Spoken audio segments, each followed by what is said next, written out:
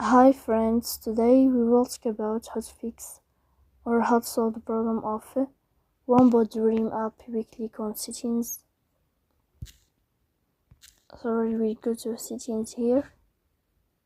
In this first page of settings, you will enter two apps.